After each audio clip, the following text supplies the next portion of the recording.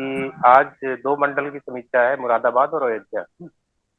और जिसमें स्वच्छ योद्धा आज भावना सिंह पीआरओ अम्बेडकर पार्क लखनऊ, एक इनको जोड़ना था। और एक है mister Arshad Jamal, chairman NPC Mau, Nagar Palika Parishad Mau. तो प्रणव, अगर आप कनेक्टेड हैं तो जरा, प्रणव हेलो कनेक्टेड हेलो है? सर। जी, good morning sir. Good morning all. Sir, हमारे साथ जो चेयरमैन सर हैं वो कनेक्टेड हैं। और भावना जी किसी पर्सनल कारण की वजह से नहीं अभी कनेक्ट हो पा रही हैं। वो कह रही हैं कि मैं बीच में अगर जुड़ पाई तो मैं जुड़ जाऊंगी, तो मैं अपडेट कर दूंगा। अभी वो जुड़ नहीं पाई हैं सर। तो चेयरमैन साहब को टेकअप कर लीजिए, क्योंकि 7:30 बज जी रहा है। सर उनसे बात हुई है सर, अंसारी सर से, अभी अभी। जी, वो अच्छा, अभी मॉनिटरिंग हमारी देख रहे हैं सर। जी, तो मैं लाइनअप हूँ। जी सर, गुड मॉर्निंग सर। अच्छा, ठीक है। नमस्कार सर। आपका गुड मॉर्निंग। स्वागत। Very good morning. आपका डी ट्रिपल सी में स्वागत है। तो सर, डेडिकेटेड नगर लाइन पंचायत मॉनिटरिंग। उमरी कला से। जी, बहुत बाकी शुक्रिया। लोग म्यूट म्यूट कर लीजिएगा प्लीज। तो जैसा कि आप अवगत हैं कि अभी तक 1533 के प्रचार प्रसार और इन सब चीजों के बारे में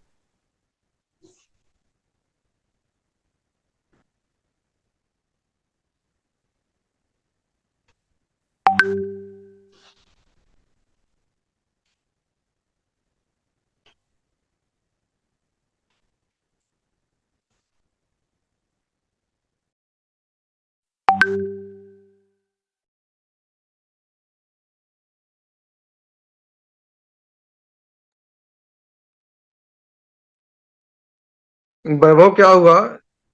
आवाज नहीं आ रही। सर वो म्यूट हो गए सर। सर अनम्यूट करके बोलिए सर।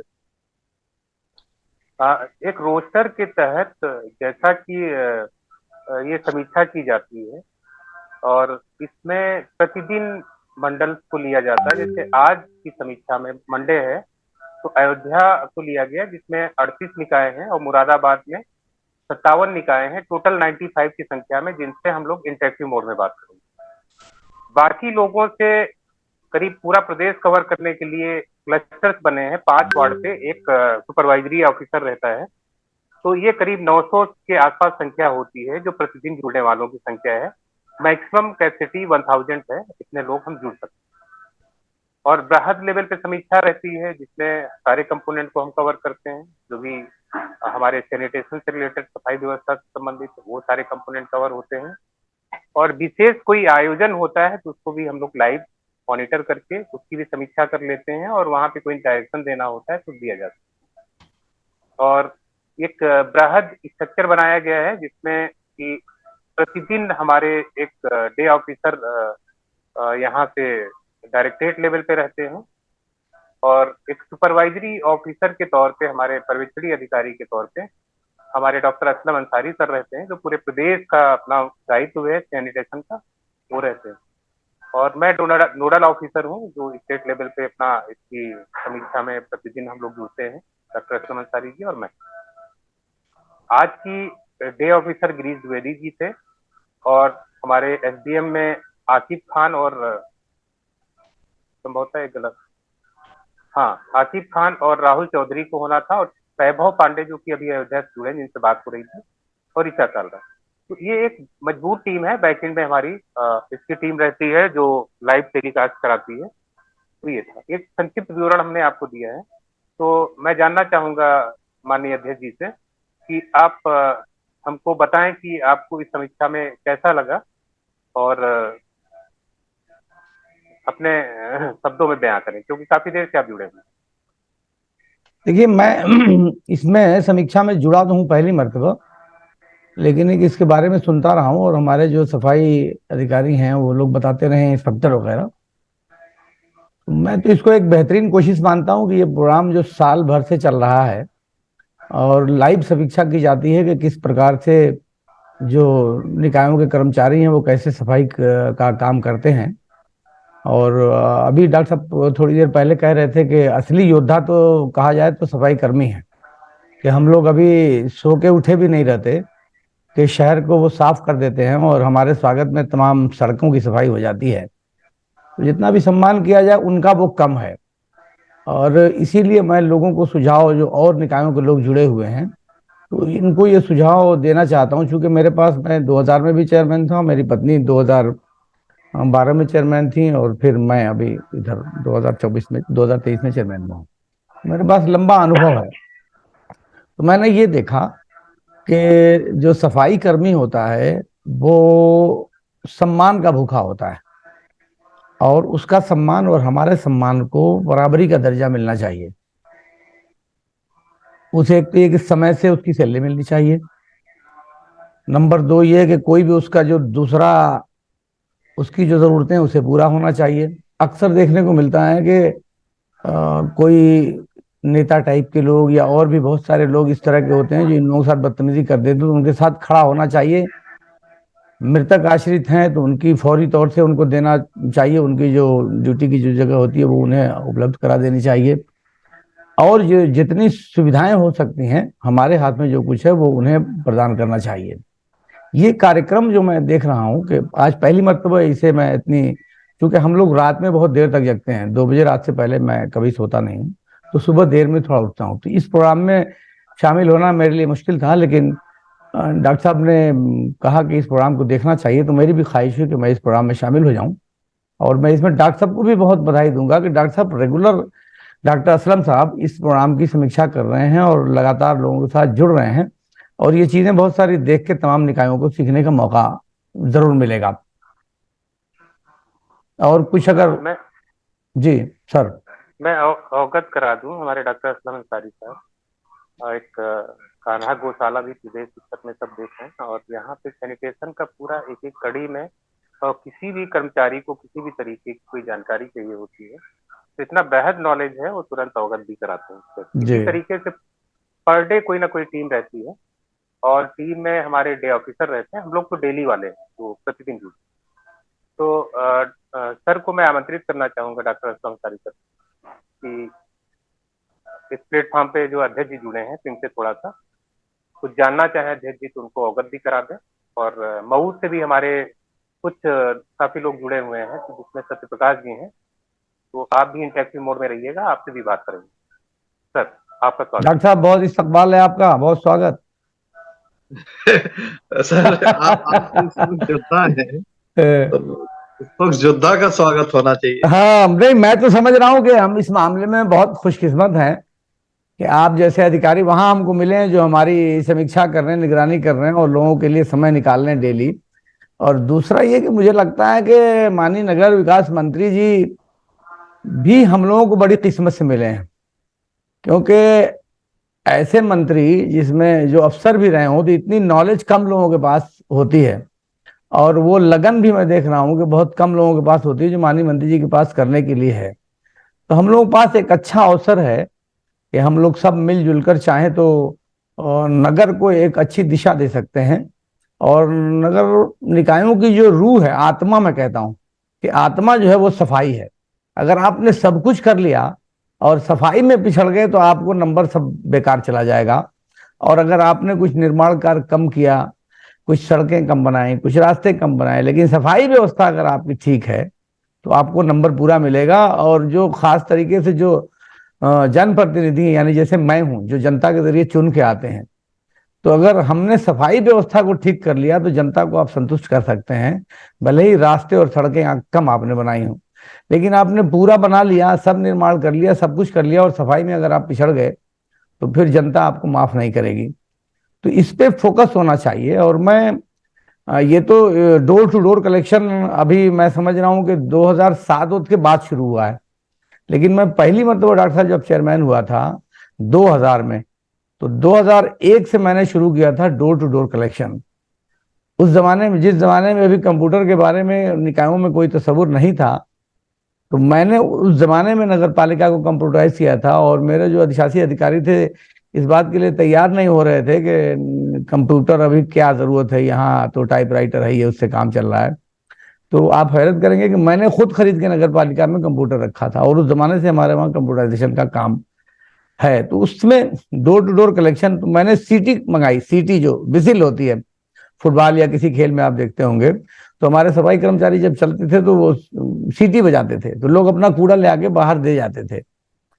इस तरह से जैसे जागरूकता जगह जगह, हर मोहल्ले में मैंने देखा, मुझे याद है कि उस जमाने में हर मोहल्ले में कूड़ा रहता था, जिसको घूर कहते थे हम लोग, घूर, घूरा। तो वो सभी लोग 25-50 घरों के बाद कूड़ा लोग डालते थे, तो कोई अवेयरनेस नहीं थी। और जिसको सफाई की लज्जत ही नहीं मिली, जिसने सफाई के सुख को जाना ही नहीं, तो उसे सफाई में कोई इंटरेस्ट नहीं था। मैंने मोहल्लों मोहल्लों में जाके मीटिंग की, लोगों के साथ जागरूकता फैलाई, भाई आप ये कूड़ा दिन भर मत फेंकिए, हम सुबह को उठाते हैं उससे पहले फेंकिए, और ऐसे कूड़ा फेंकिए और ऐसे डालिए, और कहाँ कहाँ कूड़ा नहीं डाला जाएगा सब जगह चिन्हित की गई। कम से कम मैंने अपने नगर में 50 जगह पे, मुख्य मुख्य जगहों पे मीटिंग किया लोगों के साथ, ताकि लोगों में जागरूकता पैदे।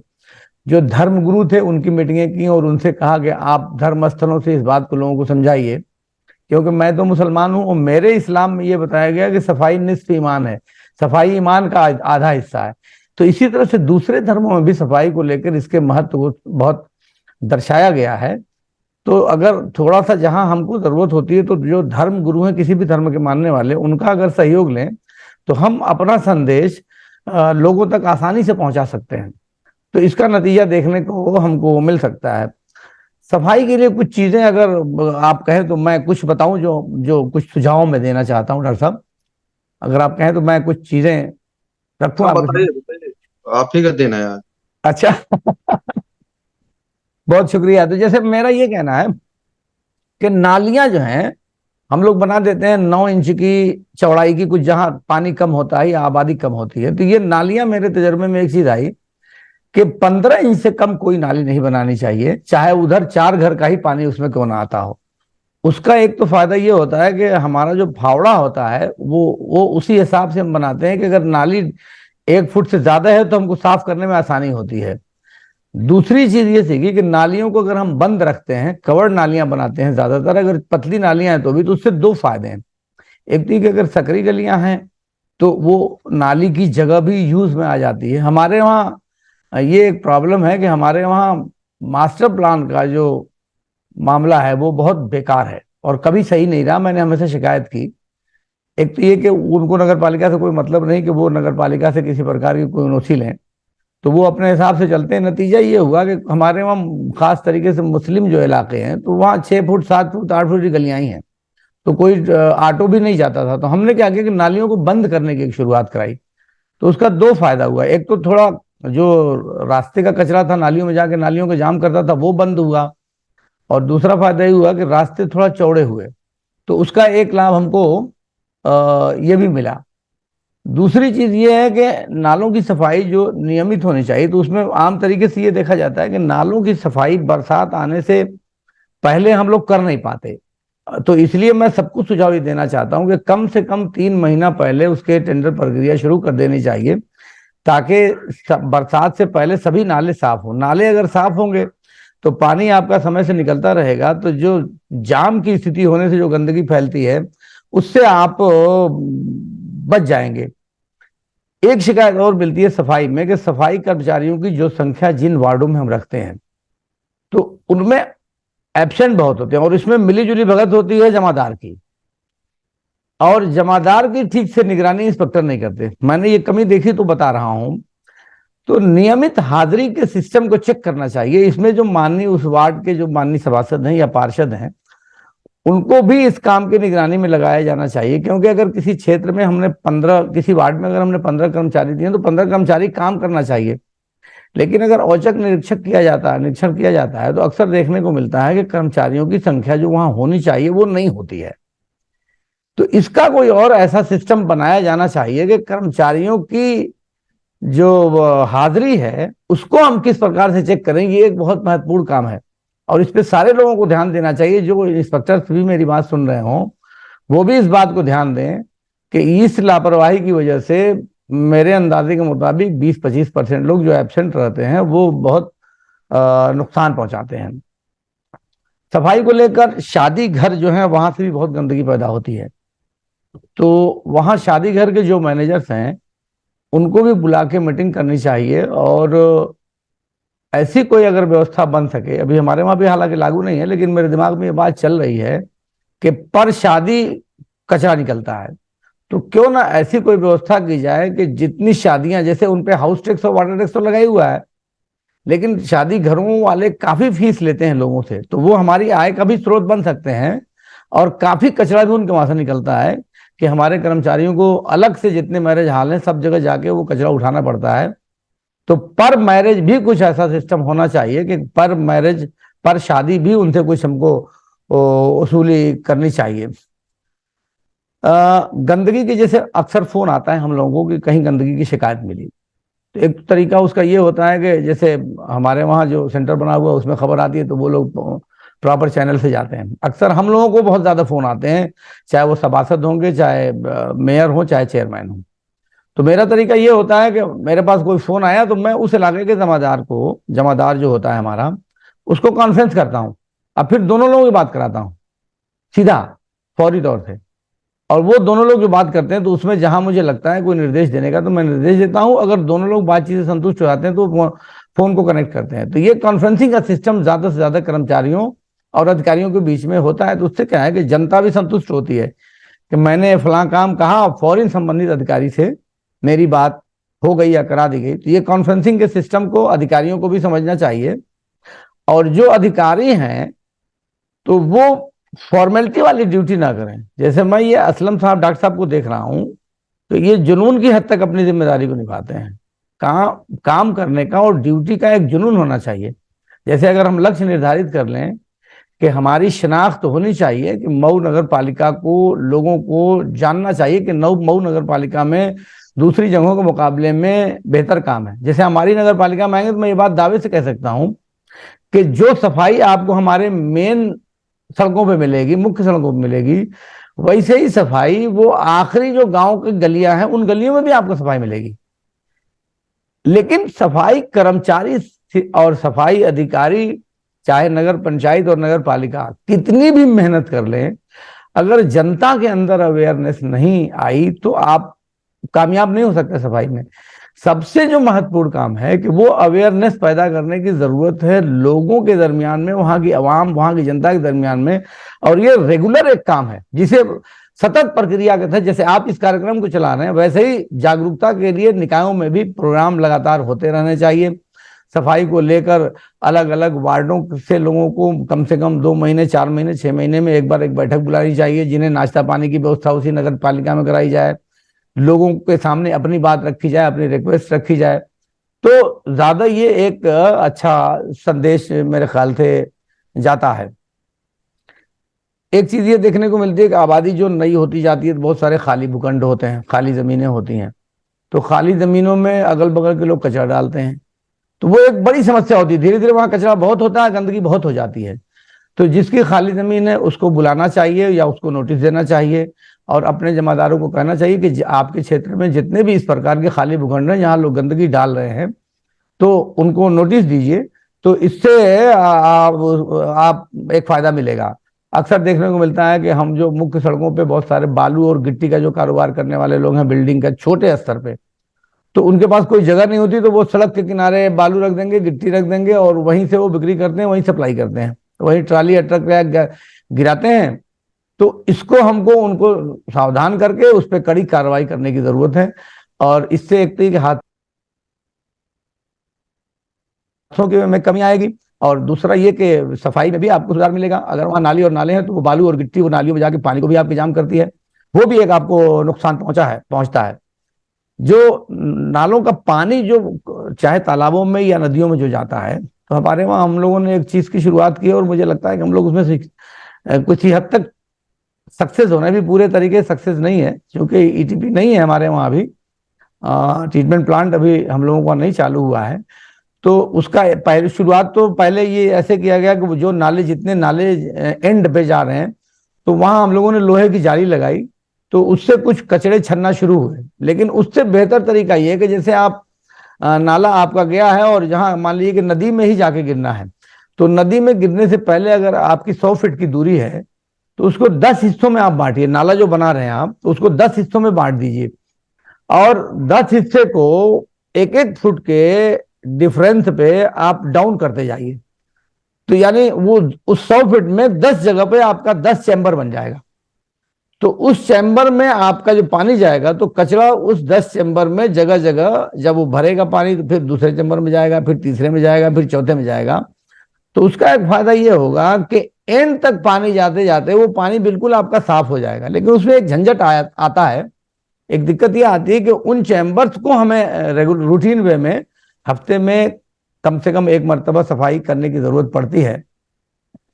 सफाई से ही संबंधित है हमारा पर्यावरण का मामला, तो इस पे बहुत फोकस करना चाहिए।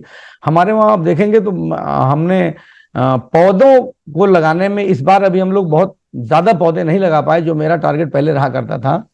पहले इस बार हम मंगा भी नहीं पाए। अभी पहले फर्रुखाबाद से हम लोग पौधे मंगाते रहे हैं। फर्रुखाबाद से कम 8 फुट या 7 फुट के पौधे मंगाते हैं। जो अगर पर्यावरण को सुधारना है तो पौधे लगाना पड़ेगा, और ये नगर पालिका के दायित्व में बेहद बड़ी जिम्मेदारी है। और ये सबको समझना चाहिए कि ये कर्तव्यों की एकदम पराकाष्ठा, इसको समझिए और इसको इशू बना लें सभी लोग कि हम लोगों को पौधे लगाना है किसी भी हालत में। उसके लिए स्थल कैसे चुने आप? जैसे मान लीजिए कि नदी का किनारा बंधा है तो बंधे को टारगेट, मैंने 2002, 3, 4 में जो पौधे लगाए थे अब वो सब वृक्ष हो गए हैं, और काफी वो ऑक्सीजन भी हमको जरूरत के मुताबिक उपलब्ध करा रहे हैं, साया भी उपलब्ध करा रहे हैं, और जमीन को जो खुराक, जो जमीन की खुराक है वो भी उसे करा रहे हैं। तो पौधों पे फोकस करना चाहिए। तो बंधे हो गए, नगर पालिका के बहुत सारे खाली भूखंड हैं, उन खाली भूखंडों में पौधे लगा सकते हैं आप। कब्रिस्तान, जहां माइनॉरिटीज की आबादी ज्यादा है तो वहां कब्रिस्तान बहुत होती है, और उसकी बाउंड्री भी आम तरीके से होती है, तो कब्रिस्तानों में लगाएं। स्कूल और विद्यालय जो उनसे बात करके उनके वहां पौधे पहुंचाएं।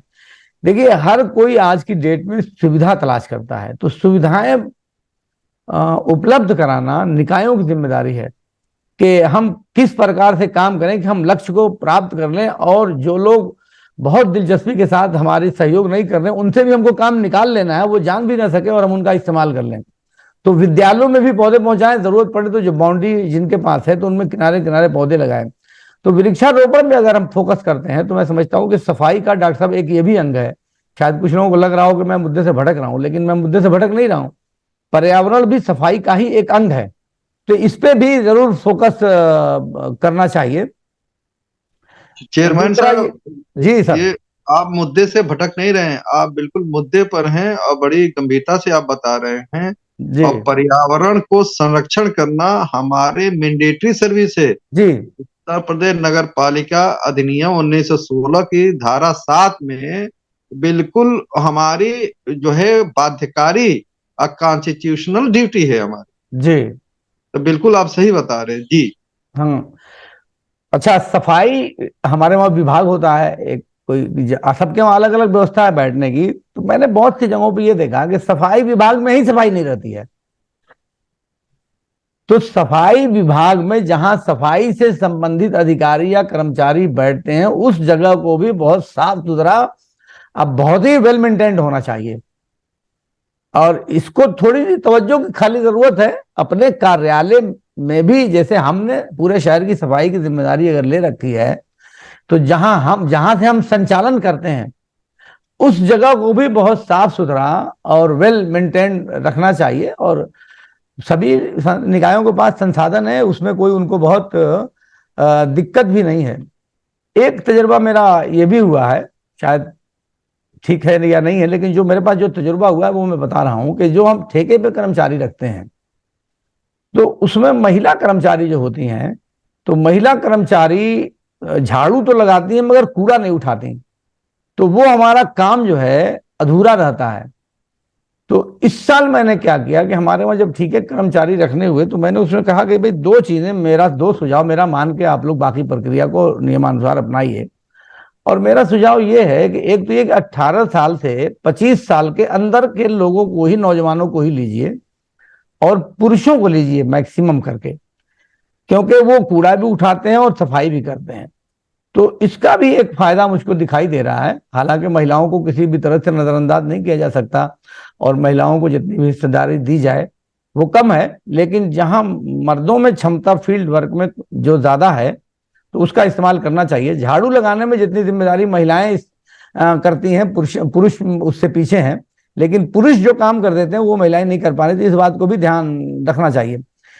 आबादी दो तीन प्रकार की होती है, जैसे बहुत घनी आबादी, उससे कम घनी आबादी, या बिल्कुल नई आबादी। तो जहां जितनी ज्यादा आबादी है उतना ज्यादा कूड़ा निकल रहा है। तो जहां जितनी ज्यादा घनी आबादी है तो उन घनी आबादी में सफाई पे ज्यादा फोकस करने की जरूरत है, ज्यादा तवज्जो देने की जरूरत है, क्योंकि वहां अगर थोड़ी सी गफलत होती है तो वहां गंदगी का अंबार होता है, और गंदगी से अगर कोई रिएक्शन होता है तो जहां आबादी ज्यादा है वहां ज्यादा रिएक्शन होगा। तो इसलिए इस पे खास तरीके से फोकस करना है। और सफाई का ही एक हिस्सा है कि जो हम पानी पीने के लिए इस्तेमाल करते हैं या जो हम सप्लाई देते हैं, तो उसका ही बहुत गहरा ताल्लुक सफाई से होता है। अक्सर क्या होता है कि जो पाइपलाइन है वो क्रॉस करके घरों तक जब जाती है रास्ते से, तो वो नालियों से होकर जाती है। तो इस पर एक बहुत फोकस करने की जरूरत है कि इस तरह से अक्सर लीकेज होता है उन पाइपलाइन में जो पर्सनल लोगों घरों में गई हुई है, और उस लीकेज की वजह से जब पाइप खाली होता है तो नाली का पानी उस लाइन से होके हमारी मेन लाइन में आता है, और मेन लाइन में फिर तमाम घरों को गंदा पानी वो जाता है, और वो समझने में लोगों को देर होती है जब तक वो नुकसान पहुंच जाता है और तरह तरह की बीमारियां इससे फैलती हैं। तो जो सफाई हमारी नालियां हैं उसमें कहीं भी जो सफाई कर्मचारी हैं उनकी ये ड्यूटी है कि जब नाली वो साफ करते हैं तो इस बात का ध्यान रखें कि इसमें कोई पाइपलाइन तो पीने वाले पानी की ज्यादा तो नहीं है। दूसरी चीज मैं ये कहना चाह रहा हूं, आखिरी तरफ मैं और आगे बढ़ रहा हूं अगर, तो मैं देख रहा हूं कि सफाई मुलाजमीन को आप काम तो बहुत ड्यूटी के साथ लेते हैं, और उतनी ड्यूटी विभाग में किसी विभाग के कर्मचारी की नहीं होती जितनी सफाई कर्मचारी की, जितनी सख्त ड्यूटी होती है कि आंधी हो तूफान हो, शहर में अगर कर्फ्यू लगाए तो भी उनको सफाई करनी है। तो उनके भी कुछ हुकूक होते हैं, वो भी उन्हें ईमानदारी से मिलने चाहिए। उनके हुकूक क्या है कि उनसे सम्मान से बात की जाए, नंबर एक बात। नंबर दो ये कि उनको समय पे सैलरी मिल जानी चाहिए। नंबर तीन ये कि अगर कोई जैसे कर्मचारी रिटायर हो गया तो हमारे वहां क्या है कि हम लोग कोशिश ये करते हैं कोई कर्मचारी, सफाई कर्मचारी या सफाई नायक, चाहे नाली साफ करने वाला मामूली सा कर्मचारी क्यों ना, कोई रिटायर हो रहा हो तो वो जिस दिन रिटायर होता है तो उसका जितना बकाया है वो सारा बकाया उस रिटायरमेंट के दिन ही उसे दे दिया जाना चाहिए, और एक तमाम जमादारों को इकट्ठा करके और नगर पालिका के कर्मचारियों को इकट्ठा करके 50 लोगों का एक फंक्शन छोटा सा कर देना चाहिए। और चेयरमैन को या मेयर को या आयुक्त हो चाहे नगर पालिका हो, उन लोगों को चाहिए कि उस रिटायर कर्मचारी को अपने बगल में कुर्सी पे बिठावे और उसको एक शाल ओढ़ावे, 2 माला पहना दे, और जो लोग हैं उन्हें कुछ हल्के चाय नाश्ते का इंतजाम कर दे। इससे क्या होता है कि इसका मैंने फर्क देखा है, मैं ये करता आया हूं तो मैंने इसका फर्क देखा है कि वो कर्मचारी आपके लिए जान देने को तैयार हो जाएगा। हमारे सम्मान की रक्षा हम नहीं करते, हमारे सम्मान की रक्षा वो सफाई कर्मी कर रहा है जो आपके सुबह सोकर उठने से पहले आपके शहर को साफ कर देता है। हम लोग जब सोकर उठते हैं तो उससे पहले वो हमारे शहर को साफ कर देता है। तो उससे बड़ा, अभी डॉक्टर साहब कह रहे थे उससे बड़ा योद्धा तो कोई है नहीं। डॉक्टर साहब ये बात बिल्कुल आपने सही कही कि निकायों में अगर कोई योद्धा है तो वो सफाई कर्मी है। जैसे मान लीजिए कि कोई कर्मचारी अगर उसकी सर्विस के दरमियान में उसकी मृत्यु हो गई तो मृतक आश्रित की जो नौकरी देनी है उस नौकरी के देने में आप पता कर लीजिए 6-6 महीना लग जाता है। आप एक डेटा मंगा लीजिए तमाम निकायों से रिपोर्ट कि आपके वहां पिछले 1 साल में कितने कर्मचारी रिटायर हुए, कितने कर्मचारियों की मृत्यु हुई नौकरी के दौरान में, और आपने उनको नियुक्ति पत्र कितने दिन बाद दिया, उनके मरने के कितने दिन बाद आपने नियुक्ति पत्र दिया। तो आपको मिलेगा कि 6-6 महीना लग जाता है मृतक आश्रित को उसका हक देने में। उसका हक आप दीजिए ना 1 हफ्ते में, और जब आप उनको लगे कि आप उनके लिए कुछ कर रहे हैं, जैसे अगर किसी की मृत्यु हो गई तो उसको समय से नौकरी मिल जाए, या अगर किसी की कोई रिटायरमेंट हो गया तो उसका पूरा भत्ता मिल जाए, किसी कर्मचारी के साथ बदतमीजी हो जाए तो हमें दिखना चाहिए कि हम उसके साथ खड़े हैं, तो फिर आपके साथ वो भी खड़ा रहेगा।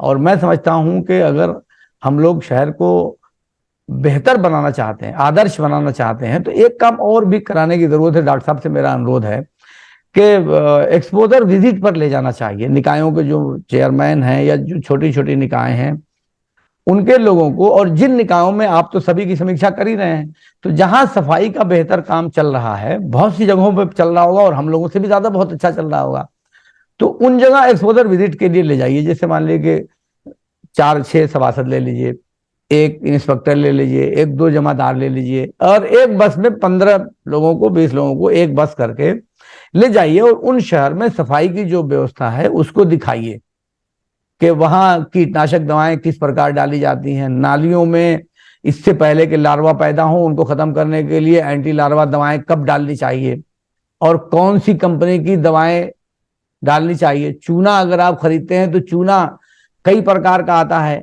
उसमें अच्छा चूना किसका है वो खरीदिए। ब्लीचिंग की खरीदारी में तो ये सारी चीजें अगर आप तवज्जो देंगे, तो सारी चीजें जो जिम्मेदार लोग हैं अगर इस पे फोकस करेंगे, तवज्जो देंगे, तो वो सारी चीजें बहुत अच्छी भी मार्केट में मिलती हैं। और आप तवज्जो नहीं देंगे तो वो खरीदने के लिए सारी चीजें आप खरीद लेंगे, वो दिखाई तो देंगे मगर उसका कोई काम नहीं होगा। और ये सारी चीजें निकायों में हो रही हैं। तो इन सब चीजों पर जो जिम्मेदार लोग हैं उनको फोकस करना चाहिए और हर चीज पर नजर रखनी चाहिए। अपने कर्मचारियों का सम्मान भी करिए, अधिकारियों का सम्मान भी करिए और निगरानी भी करिए। और जब आप खुद मन अच्छे करके करेंगे तो मैं समझता हूं कि हम लोग जरूर बेहतर काम करेंगे, आदर्श नगर पंचायत बनेंगे, आदर्श नगर पालिका बनेंगे, लोग हमारे काम की सराहना करें, ऐसा हो। तो डॉक्टर साहब एक्सपोजर विजिट पे थोड़ा सा अपनी राय दे दीजिए, ठीक रहेगा। बहुत बहुत धन्यवाद, बहुत बहुत शुक्रिया चेयरमैन साहब। आपने वो बात बताई जी जो आप बिल्कुल प्रैक्टिकल बात आपने जी जी जी आपने ये कहा कि ये सफाई जो है और सब डेवलपमेंट के काम में हम लोग अगर कम करेंगे तो बात जो है वो बन सकती है, लेकिन सफाई जो है एक आत्मा है, एक नगर निकाय की आत्मा है। और अगर सफाई में हम पिछड़ गए तो सब कुछ हम करके भी हम कुछ नहीं कर पाएंगे। और लोगों के का परसेप्शन जो है सफाई से ही बनता है कि कैसा वह शहर है। गांव से अगर कोई शहर में आता है तो वो देखता है कि भाई वो उसका एक सपना होता है कि मैं शहर में जा रहा हूँ, तो शहर में उसका सौंदर्यकरण कैसा है, चौराहों का सौंदर्यकरण कैसा है, वहाँ का सीटी पीटी कैसा है, यूटिलिटी जो पब्लिक यूटिलिटी चीजें हैं वह कैसा है, साफ सफाई है, तो उसमें लोग बड़ी नाम लेते हैं और शहर का नाम होता है। तो डॉक्टर सुनील और परवीन भी जुड़े हैं। वैभव, क्या किसी चीज की क्वेरी तो नहीं रह गई? इन्होंने सर इतना ICCC के लिए कहा था सर, ICCC से अभिनव जुड़ गए हैं अयोध्या से, हैंड रेस किया है। अभिनव से मैं कहूंगा दूसरे कि दिन देंगे। कैमरा ज्वाइन वैभव, करके। 8:01 हो गया है। सर चूंकि आप चेयरमैन साहब की बातें सुन रहे थे, उन्होंने वो बातें बताई कि जो कि बिल्कुल अपने आप में बिल्कुल सही बात है कि चूना तो हम खरीदते हैं लेकिन चूना अच्छा भी मिलता है, खराब भी मिलता है। तो हमें डिसाइड करना है कि किस टाइप का चूना लेना है, किस टाइप के एंटी लार्वा लेना है। अगर हमको कीटनाशक और दवाएं लेना है तो किस टाइप लेना है। ब्रांड की लेनी है सर। हाँ, तो वो तो हर तरीके, आज तो मार्केट में हर सारी चीजें हैं ना। एक छोटी छोटी, देखिए कितनी छोटी छोटी इन्होंने बातें बताई, कितनी बड़ी बात है। दिखा तो दे सकते हैं लेकिन उसका असर नहीं होगा। नाला का निर्माण कैसे होगा, हावड़ा जाएगा कि नहीं जाएगा। आप कहीं कहीं देखते हैं कि छोटी छोटी नालियां, उसमें मालूम हुआ कि वो लोग जो है परेशान हैं, सिल्ट रखने की जगह नहीं है। कैसे होगा? कैसे नालियों की साफ सफाई कराएंगे? कैसे आपने जो है पाइपलाइन, जो ड्रिंकिंग वाटर सीवर लाइन, और कैसे जाती है, कैसे कंटामिनेशन होता है? क्या आपने देखा कि मतलब ये सर वही बता सकता है जो कि बिल्कुल जुड़ा हुआ हो, बिल्कुल। फावड़ा भी डॉक्टर साहब चेक किया जाता है कि फावड़ा कितना बड़ा है, उसकी डिजाइन अगर बदलने की जरूरत, तो मैंने फावड़ों की डिजाइन बदलवाई ना, ये बताइए। फावड़ों की डिजाइन गलत है, परंपरागत, चलिए इसको बदलिए, इसमें हैंडल ये लकड़ी का लगा के निकालते हो, उसी जमाने से ये सब शुरू कराया था। और मैंने सफाई आपको करते हुए जब आप बात देखेंगे सर जाके, एक जब थोड़ी सी सफाई बात करते मैं हुए जाके ऐड आप खड़े होकर देखेंगे तो आपको कमियां दिखेंगी। सर, यदि मेरा मेरा थोड़ा सा ये था कि अगर मैं थोड़ी सी बात और ऐड करना चाहता था। जी जी आइए। जैसे जैसे सर आप बता रहे थे, उसी हिसाब से हम स्वच्छ सर्वेक्षण के इंडिकेटर्स को एज्यूम कर पा रहे थे कि जो जो बातें आप बता रहे थे सर, वो हमारे इंडिकेटर्स जो बने चलो हैं एक आज दुकान ज्यादा है, मैं जो वो पैकर मारो कर रहा हूँ, आप ईसाई मंदिर से लगवाओ। से मीट कर रही हैं वैभव। जी सर। तो देखिए इसी के मृतक साथ आश्रित के बारे में कितनी इन्होंने बड़ी बात की कि कहीं से भी डाटा निकाल ली थी। जो जी काम जी 6 महीने 1 साल में होता है, क्या 1 हफ्ते में नहीं हो सकता है बिल्कुल भाई? सही बात है। और एक चीज कितनी खास बात बताई कि वो जो है, आप उनका सम्मान नहीं कर रहे हैं, वो मेरा सम्मान करते हैं। अगर सफाई लग जाती है, सफाई हो जाती है, तो पूरे जो है उस सराउंडिंग का, पूरे उस शहर का सम्मान है। हम बिल्कुल क्या सम्मान कर देंगे? बात सब देखिए कितनी, ये वही बता सकता है जो कि प्रैक्टिकली लोग काम जो कराते हैं। खुला प्लाट की आपने बात की, एक्सटेंडेड एरियाज की, खुला प्लाट कैसे आप तमाम, आप लखनऊ में देखिए खुला प्लाट है तमाम, जो है वो उसमें जो है कूड़े भरे हैं, जीबीपी पड़ा हुआ है, कुछ नहीं हो पा रहा है। और एक खास बात इनमें ये है कि ये रात, जो मैंने सुना है, ये रात के 2-3 बजे तक काम करते हैं। अब पब्लिक सर आती रहती है, सर ने इसलिए कहा कि वो शहर ऐसा है कि रात में लोग भी काम करते हैं उस शहर में। और पता नहीं कैसे सुबह जग गए हैं 11 से पहले ये जो है, और ये जगते नहीं है। और खास बात ये है कि पब्लिक जो है ईओ को कम और चेयरमैन साहब को ज्यादा तंग करती है कि भाई हमारे वहाँ ये है, और तत्काल वहाँ काम भी हो जाता है। ये भी खास बात है, जैसा कि लोगों ने बताया। डॉक्टर सुनील कुछ कहेंगे? सर जैसा कि मैंने सुना अभी अध्यक्ष साहब ने, कोई एक ऐसा लंबी अवधि। पॉइंट कोई ऐसा पॉइंट नहीं है जो इन्होंने, हम तो अब तक ये जितने स्वच्छ योद्धा जुड़े हैं, सबसे ज्यादा आप ही ने प्रैक्टिकली बात आपने आपने बताई जी। दो दो शब्दों में निचोड़ ये था मेरा कि माननीय नगर विकास मंत्री जी वहां से हैं भी, मऊ के रहने वाले भी हैं, उनका भी ध्यान रहता है। और इतने अच्छे अध्यक्ष मिले हैं जिन्होंने एक लंबी अवधि, अगर लंबी अवधि से चेयरमैन है तो इट मीन्स पूरा वहाँ की नागरिक जरूर उनको सम्मान दे रहे होंगे, प्यार दे रहे होंगे, इसलिए उनका बार बार अपना चयनित हुए हैं। और आपने एक एक चीजों को, ऐसी चीजें मतलब वाकई एक रिसर्च वाली चीज है कि आज के टाइम पे जो पैरामीटर डिसाइड होते हैं, स्वच्छ भारत मिशन के पैरामीटर डिसाइड होते हैं, वहां पे भी आपकी अच्छे सुझाव अगर पहुंचाए जाएं जिनको हम लोग टेकअप नहीं कर रहे हैं, तो एज ए इंडिकेटर वो जा सकती है। तो बहुत बृहद ज्ञान और एक अच्छा कम्युनिकेशन रहा इस पूरे प्लेटफॉर्म पे। तो सर आपके आने के लिए बहुत बहुत धन्यवाद। और ऐसे लोगों को तो हम चाहेंगे कि बीच बीच में हम लोग जरूर जोड़ते रहें, ताकि बहुत सारी नई चीजें हमको पूरे प्रदेश को डिलीवर करना होता है, आपके माध्यम से भी हम लोग डिलीवर करते हैं। एक मिनट में और एक बात रखना चाह रहा था। जैसे पहले के मुकाबले में अब मैं देख रहा हूँ, पहले बहुत सारे सेमिनार या और गोष्ठियां हुआ करती थी, और उसमें हम लोगों को भी बुलाया जाता था और हम लोगों के सुझाव लिए जाते थे कि जहां कहीं बेहतर काम हो रहा है तो उससे कुछ सीखा जाए। ये सिलसिला बंद हो गया है, इसे फिर शुरू करने की जरूरत है। मेरी एक सुझाव ये है। डॉक्टर सुनील, ट्रेनिंग में जब भी ट्रेनिंग हो, खासतौर से सॉलिड वेस्ट मैनेजमेंट की, या ये जो यूज्ड वाटर की, या और सारी चीजें जो है, तो इसमें ऐसे स्वच्छ योद्धाओं को भी जरूर जो है बुलाया जाए। नहीं, मैं तो सिर्फ चेयरमैन सफाई के लिए नहीं कह रहा हूँ डॉक्टर साहब, मैं चूंकि नगर विकास से जुड़ा हुआ हूँ, तो मैं कह रहा हूँ कि आय का स्रोत कैसे बढ़ेगा, इस पे अक्सर सेमिनार हुआ करते थे, वो सब नहीं हो रहे हैं, बंद हो गए, या हम लोग बुलाया नहीं जाता। और भी अलग अलग हमारी जितने भी विभागों में हम काम करते हैं, तो उन सभी विभागों से संबंधित अलग अलग हम लोग बंबई गए, नेपाल गए, कहाँ कहाँ पहले भेजा जाता था सरकार की तरफ से। लेकिन इधर मैं देख रहा हूँ कि कुछ सालों से ये सब सिलसिला बंद है, तो ये सब सिलसिलों को शुरू करना चाहिए। हमारे पास देखिए एक बहुत बड़ी अपॉर्चुनिटी है, हमारे पास बहुत इस वक्त जो नगर विकास माननीय मंत्री जी हैं, उनकी मौजूदगी का हमको ज्यादा से ज्यादा लाभ उठा लेना चाहिए। ऐसे मिनिस्टर और ऐसे लोग बहुत कम मिलेंगे जो आपको किसी भी काम में ओपन सपोर्ट करेंगे, तो उसका लाभ हमें लेना चाहिए। थैंक यू सब आप लोगों का। Thank you sir.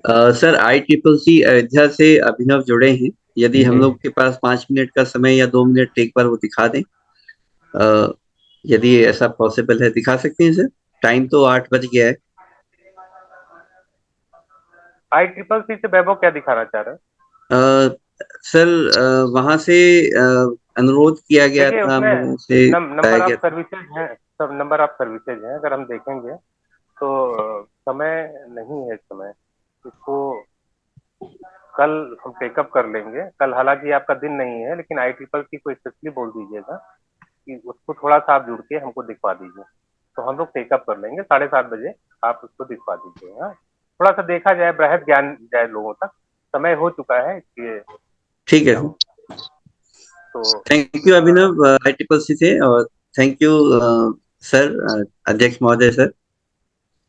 बहुत शुक्रिया, बहुत धन्यवाद। पूरे यूपी के तमाम जिम्मेदार निकायों के जिम्मेदार लोगों को इस बात के लिए बधाई कि आप लोग पूरे, मैं समझता हूँ कि सबसे बड़ी सेवा आप ही लोग कर रहे हैं।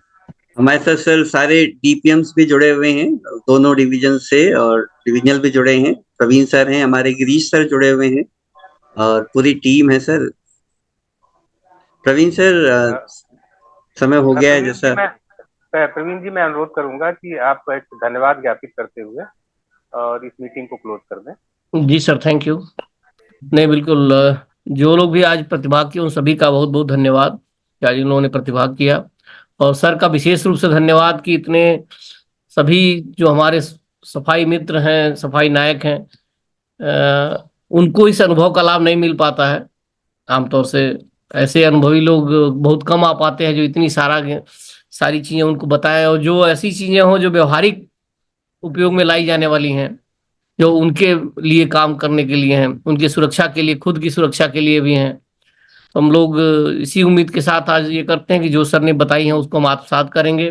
जो हम लोग से जो सुझाव दिए हम लोग उसको लागू करेंगे अपने यहाँ जहाँ भी हम लोग कर पाएंगे।